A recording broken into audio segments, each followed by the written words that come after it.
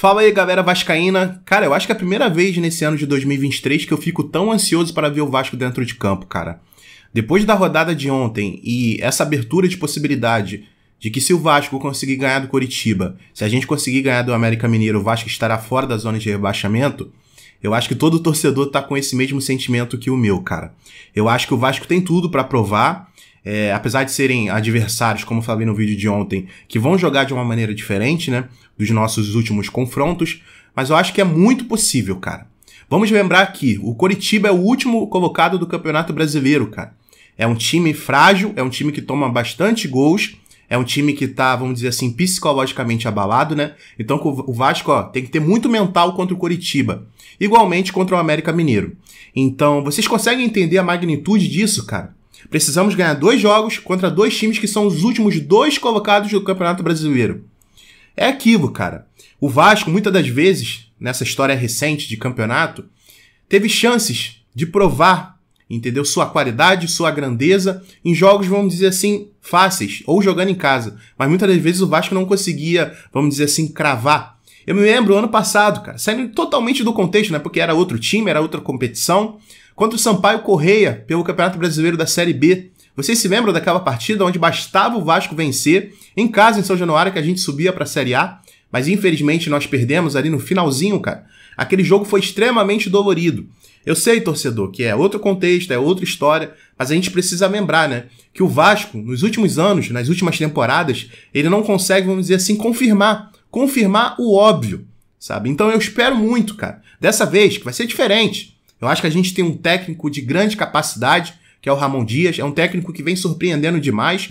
É um cara que ele não fica ali estagnado com a mesma escalação, né? Ele muda o Vasco todas as vezes.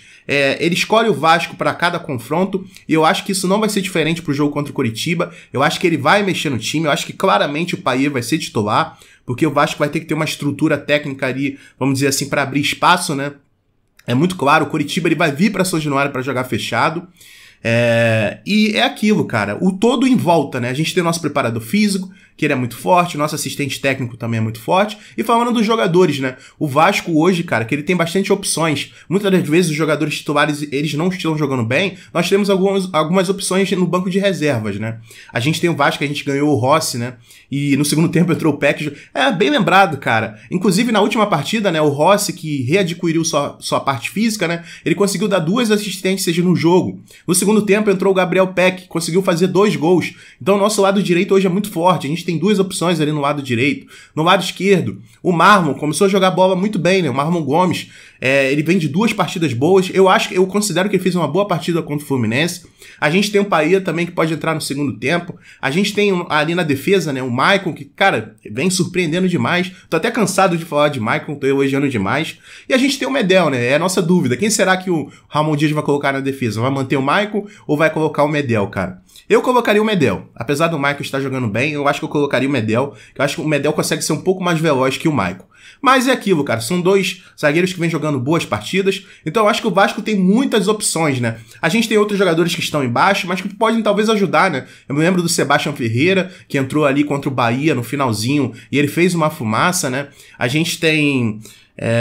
Cara, eu ia falar... Não tem como falar de Alex Teixeira. Alex Teixeira não. Orediano, eu também acho que não seja esse jogador que vá fazer a diferença pra gente, né? A gente tem a volta do Jair. Jair, cara, que vem estressando demais o torcedor vascaíno. O torcedor vascaíno não entende o que vem acontecendo com o Jair. Eu acho que ele teve uma grande oportunidade contra o Bahia, né? A gente esperava muito do Jair, mas infelizmente, cara, ele perdeu aquele gol cara a cara contra o goleiro, praticamente, né? E ele foi expulso de maneira boba. Então, eu acho que o Jair tá com a cabeça longe do Vasco. E eu acho até difícil enxergar o Jair tendo boas oportunidades, né? Com a nossa camisa.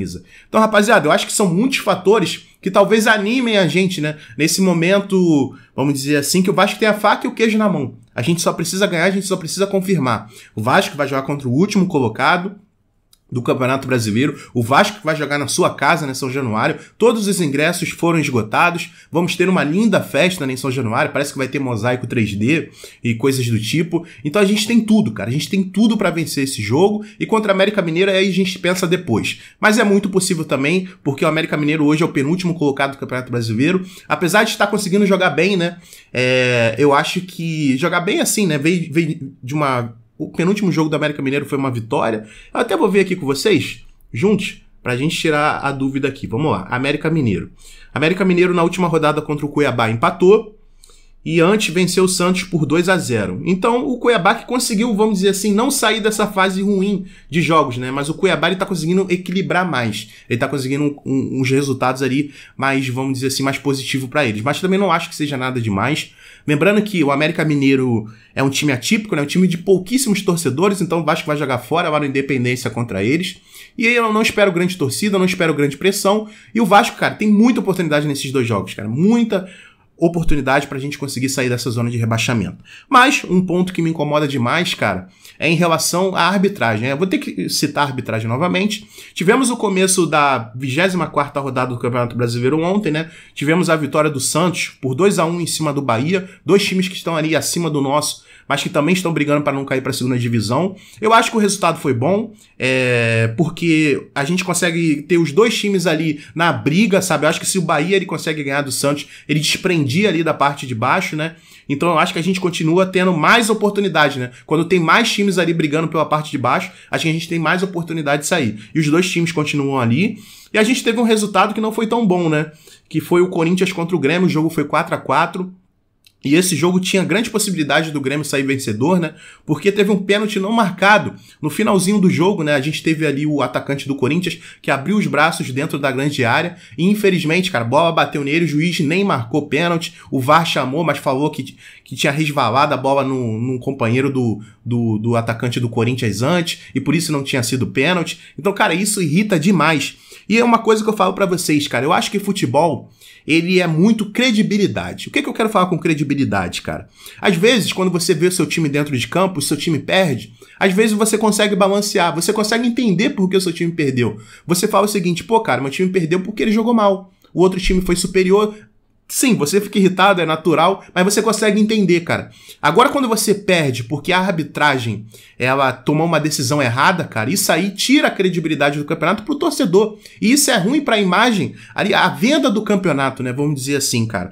E vem sendo recorrente e muito próximo ao Vasco, né? Vem sendo recorrente muito próximo ao Vasco. Esse próprio jogo de Corinthians e Grêmio afetou o Vasco. Porque se o Corinthians ele tivesse perdido ontem e o Vasco ganhando esses dois jogos, esses dois próximos jogos, a gente igualaria o número de pontos com o Corinthians, cara. Então esse resultado não foi bom, vamos dizer assim. Aliás, esse não foi bom, foi regular, foi um resultado regular. Mas sabendo desse pênalti não marcado, a gente fica triste, a gente tira a credibilidade do Campeonato Brasileiro. E mais uma vez o árbitro que errou foi aquele Wilton Pereira Sampaio, né? O mesmo árbitro que apitou Vasco e Palmeiras naquele gol mal anulado do Paulinho Palma, né? E eu vou lembrar aqui com vocês, cara, alguns erros de arbitragem que vão incomodando a gente, cara, incomoda demais.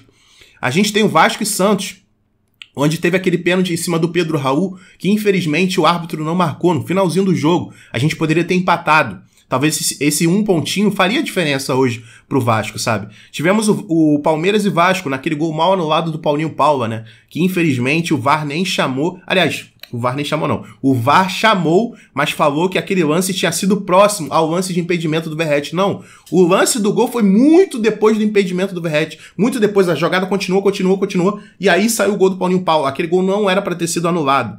Não era para ter sido anulado. E a gente teve o Corinthians e Grêmio, né? Onde teve esse pênalti aí do Yuri Alberto, agora que eu me lembrei o nome do atacante do Corinthians, onde ele abriu os braços ali dentro da área, a bola bateu e o árbitro não marcou. Mas se a gente for pegar esses três jogos, galera, que eu marquei aqui pra vocês, que eu acho que foram erros gravíssimos, Vasco e Santos, Palmeiras e Vasco, Corinthians e Grêmio, o que a gente consegue destacar desses três jogos? O que tem em comum nesses três jogos? São erros que favoreceram três times de São Paulo, cara. Agora eu não quero entrar em nenhum mérito, quero dizer que pode ser loucura minha, opinião minha, cara. É muito estranho, sabe? E eu volto naquela palavra, credibilidade. É muito estranho para a credibilidade do Campeonato Brasileiro a gente ter erros favorecendo justamente um setor muito forte do Campeonato Brasileiro, né? Que é o estado de São Paulo. Times paulistas, né? São muito fortes. E a gente vê esse tipo de coisa, a gente começa... alguns torcedores, né, começam a pensar, será que é assim que funciona? Os erros, eles abrem margens para pensamentos, talvez pensamentos errados, eu posso estar aqui sendo, vamos dizer assim, ingênuo de pensar assim, talvez não seja dessa maneira e tal, mas galera, é muito estranho. É muito estranho e prejudica o campeonato. Prejudica o campeonato. A gente lembra do Palmeiras e Vasco. Talvez o Vasco saísse com um empate contra o Palmeiras. A gente teria mais um pontinho. Um empate contra o Santos. A gente teria mais um pontinho. Sabe? O Grêmio ganhar do Corinthians. O Corinthians hoje teria 26 pontos. Se o Vasco ganhando esses 2 jogos contra Coritiba e América Mineira, a gente se igualaria o número de pontos com eles, né? Então, galera, eu acho que, cara... Tem a coisa que mais irrita, eu tenho certeza, no Vascaíno, na história recente do Vasco em Campeonato Brasileiro, sem dúvida são erros de arbitragem, né? O Vasco vem sofrendo muito com isso, a gente já perdeu um Campeonato Brasileiro, né? Por causa disso, lá em 2011, né? Se eu não me engano, aqueles 2 pênaltis não marcados nos 2 clássicos contra o Flamengo. E, cara, isso irrita demais, rapaziada. Mas eu acho que é aquilo, cara, eu acho que a gente tem que esquecer, tentar, né, esquecer um pouquinho desses erros de arbitragem. Lembrando que o árbitro que vai apitar, não tem como esquecer, né? O árbitro que vai apitar Vasco e Coritiba é um árbitro de São Paulo, cara. Isso é preocupante, né? Se a gente for pensar que o Santos estaria brigando para não cair também. Então, cara, Vasco é contra tudo, contra todos. A gente tem que entrar contra o Coritiba para amassar. O time 100% ligado, o time sabendo as brechas, e aquilo, fez um gol, faz outro, faz outro, faz outro. Não podemos dar espaço, não podemos dar oportunidade para o Coritiba tentar algum resultado, nem que seja um empate para eles. Não, o empate seria terrível pro Vasco, cara, nessa situação, ainda mais a gente sabendo que precisamos somente de 6 pontos. Mas é aquilo, como eu tinha dito para vocês no começo do vídeo, o Vasco tem essa grande possibilidade. E é muito melhor a gente ter essa possibilidade contra Coritiba e contra América Mineiro do que a gente imagina. O Vasco precisa ganhar 2 jogos. Vamos enfrentar, um exemplo, Palmeiras e vamos enfrentar, não sei, o Grêmio lá em Porto Alegre.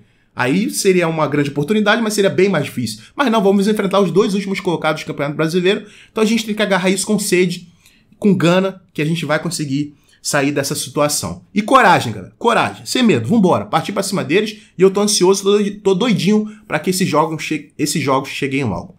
Rapaziada, é isso. Desculpa aí qualquer coisa. Tá um calor do caramba. Gravar é muito difícil. Eu peço, caso você não seja inscrito no canal, se inscreva. Minha frase padrão. Vascaíno ajuda Vascaíno. Você já ajudou um Vascaíno hoje? Não? Então esse é o momento. Conto com a sua inscrição. Conto com o seu like. E conto com o seu comentário. Canal Complexo Vascaíno na área. Trazendo vídeo todos os dias para vocês. Como eu faço já há 5 meses. Tranquilo, rapaziada? Então é isso. Valeu, é nóis. Um forte abraço. Valeu.